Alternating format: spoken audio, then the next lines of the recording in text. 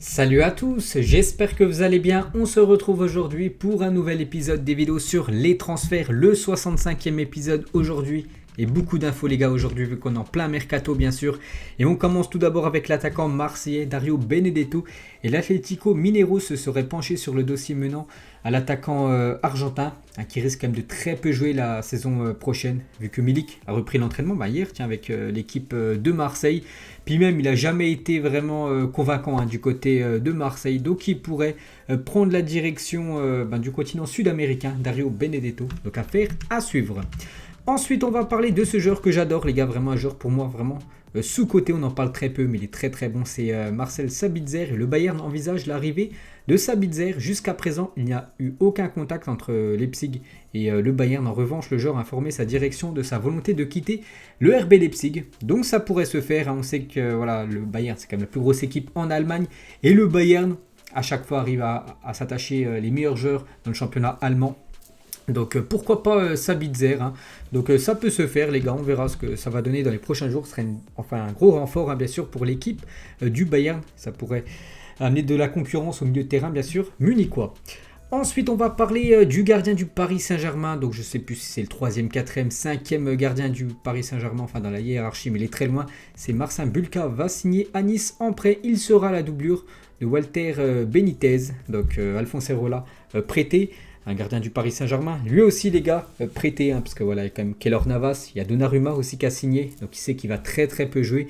Donc bon, il va être aussi remplaçant, mais du côté de Nice. Donc une petite info concernant le gardien polonais.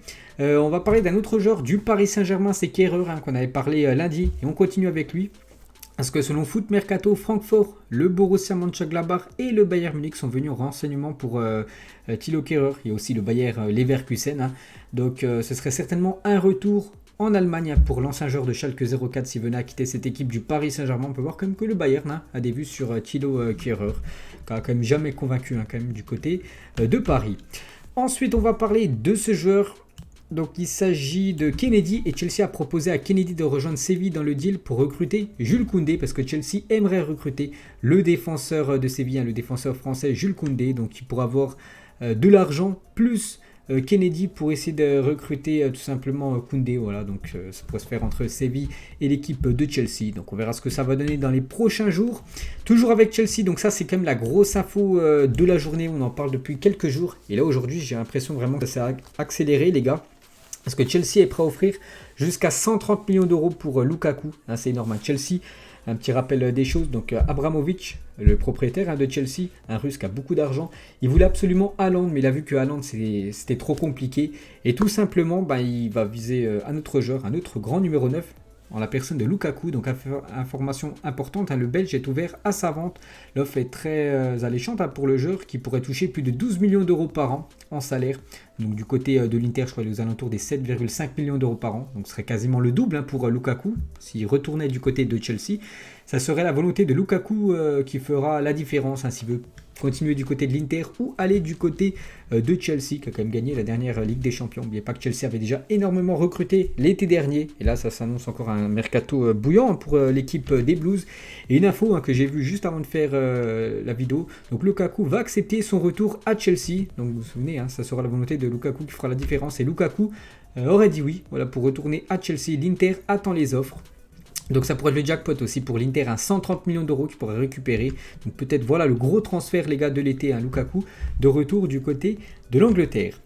Ensuite, deux dirigeants de Flamengo, rendez-vous aujourd'hui avec Juninho pour avancer sur le dossier Thiago Mendes, l'ancien Lillois, joueur de Lyon qui pourrait prendre la direction de Flamengo du côté du Brésil.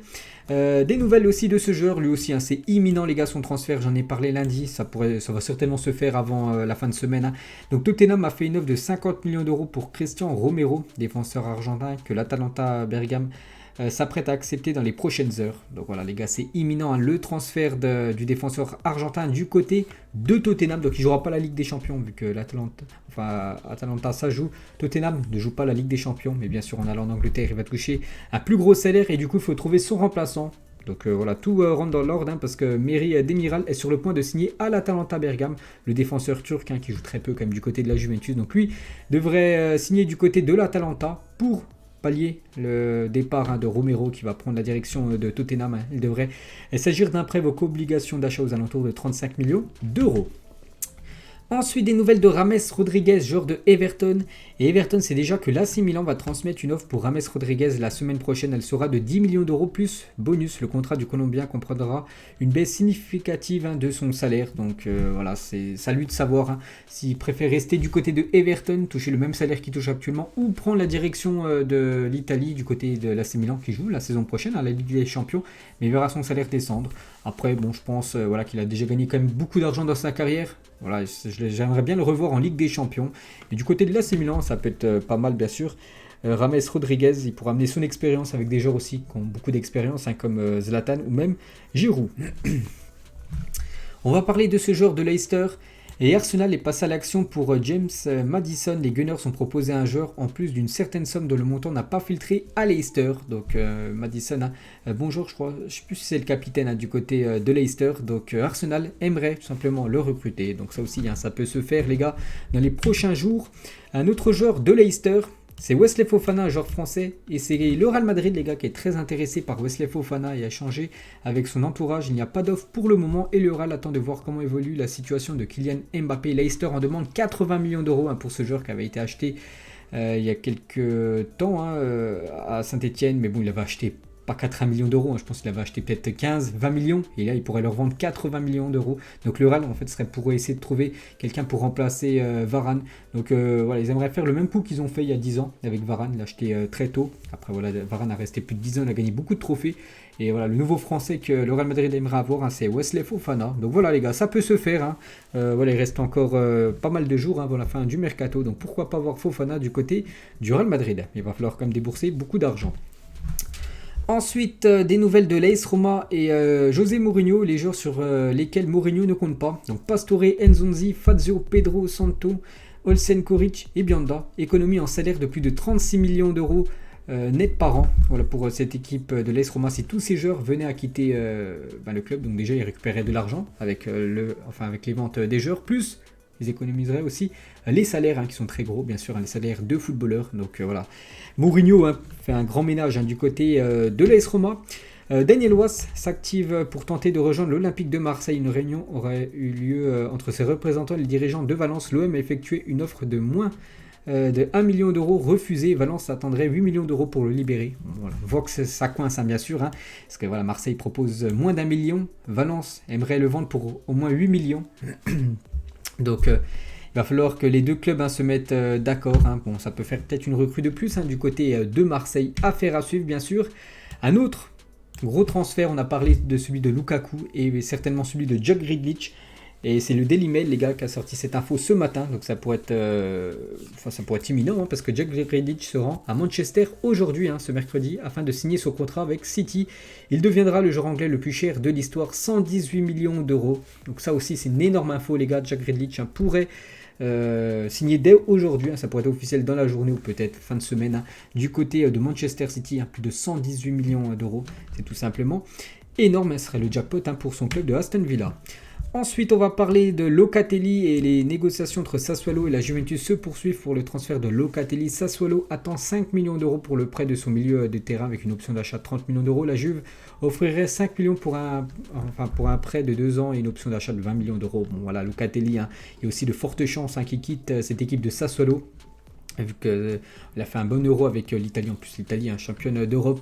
Il y a de fortes chances quand même qu'il rejoigne cette équipe de la Juventus avant le 31 août, la fin du mercato. Un joueur de Marseille, les gars, j'en ai parlé aujourd'hui dans ma vidéo Zap Image. Donc c'est Boubacar Kamara. Newcastle aurait fait une offre de plus de 11 millions d'euros pour racheter la dernière année de contrat de Boubacar Kamara. Je trouve quand même que c'est peu pour Boubacar Kamara qui est très jeune. Je trouve qu'il a seulement 21. Bon voilà, il est en début de carrière. Et voilà, le problème c'est qu'il ne reste plus qu'un an de contrat. Il lui aurait resté peut-être 2-3 ans de contrat.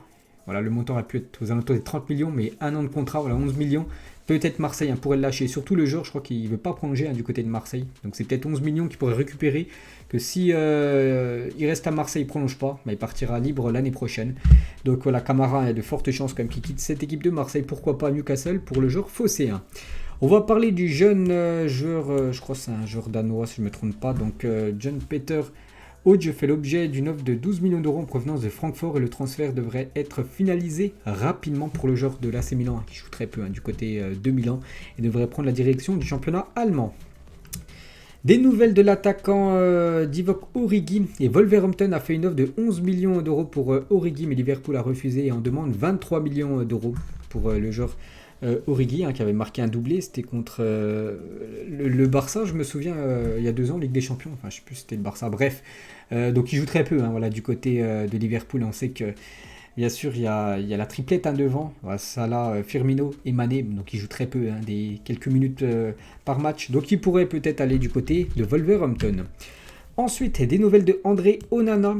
Et André Onana ne va finalement pas signer du côté de Lyon. Le joueur veut signer gratuitement dans un club cet hiver avec une grosse prime à la signature. L'Inter est favori pour le signer. L'OL baisse les bras.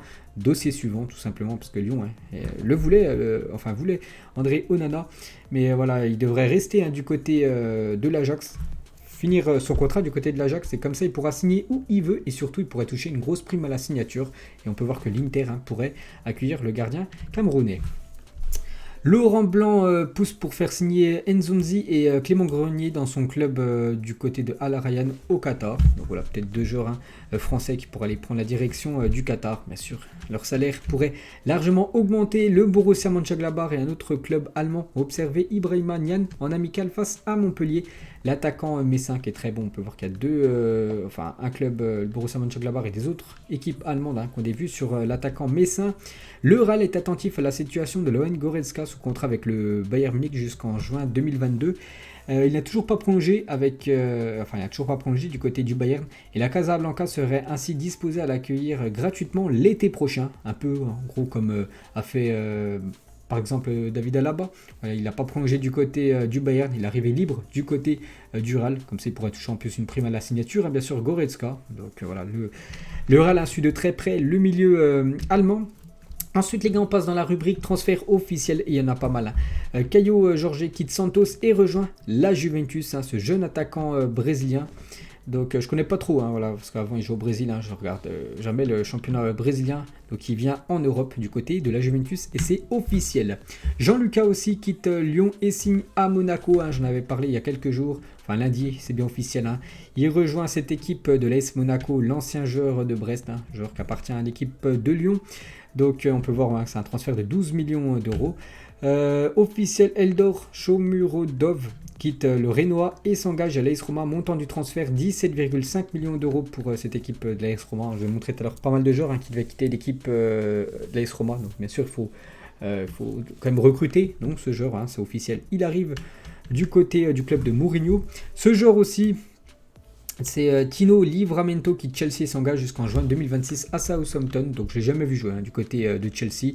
Donc il rejoint cette équipe de Southampton où il aura certainement plus de temps de jeu. Officiel, Marvin Martin signe hier en National 2 pour l'ancien joueur par exemple de Lille, Dijon, Sochaux ou même Chambly. Donc il rejoint la 4e division française. Bonne chance à lui. N'oubliez pas qu'il était considéré comme le nouveau Zidane il y a quelques années. Donc maintenant, bonne fin de carrière à lui. Gaëtan Charbonnier, l'ancien joueur de Brest, signe du côté de Auxerre. Un très belle recrue pour l'AG Auxerre avec cet attaquant Charbonnier, les gars. Quand même un très bon footballeur. Il va faire du bien à l'AG Auxerre. Mensa est prêté avec option d'achat par le RB Salzbourg à l'équipe de Bordeaux. Ça aussi, bien sûr, c'est officiel. Le jeune joueur du Bayern Munich, le jeune allemand Joshua Zirkzee, est prêté une saison à Anderlecht par l'équipe du Bayern. Bonne chance à lui dans le championnat belge. Joe Hart signe du côté du Celtic Glasgow. Voilà, le gardien qui, je me souviens même plus où il jouait, Joe Hart, donc il prend la direction du Celtic Glasgow. Un autre gardien, Salvatore Sirigu, l'ancien gardien du Paris Saint-Germain, quitte le Torino et signe du côté du Renoir. Bien sûr, c'est aussi officiel. Un défenseur de Lyon, Youssouf Koné. Lyon est prêté un an sans option d'achat à l'équipe promue, à l'équipe de 3. Donc Youssouf Koné joue très peu quand même du côté de Lyon. Donc là, du côté de 3, il jouera certainement. Donc en plus, 3 est en Ligue 1, donc parfait pour lui. Un autre joueur qui signe du côté, cette fois-ci de Brest, c'est le gardien de but Marco Bizot, 30 ans, rejoint le Stade brestois en provenance de l'AZ Alkmaar. Donc je connais pas trop hein, ce gardien. Donc voilà, il arrive en Ligue 1. Un autre joueur aussi qui quitte son équipe de Hazel Alkmaar, donc c'est aux Pays-Bas. Il rejoint la Ligue 1. J'en avais parlé lundi, c'est bien officiel. Hein. Myron Boadu signe à Monaco contre 17 millions d'euros hein, pour ce jeune joueur, hein, parce qu'il est très jeune. Et voilà, il y en a plein qui disent que c'est une pépite. Hein. Donc c'est un attaquant. On verra ce que ça va donner hein, en Ligue 1.